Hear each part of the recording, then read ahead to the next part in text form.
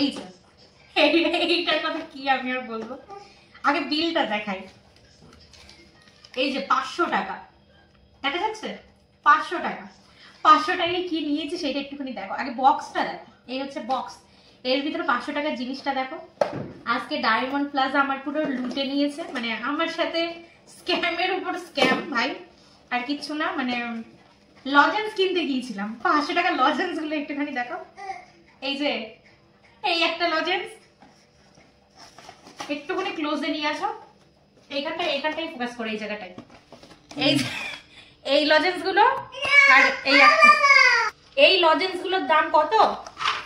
এই যে ভাই, এইটা হচ্ছে বিল 500 টাকা, মানে চুনার উপর চুনা।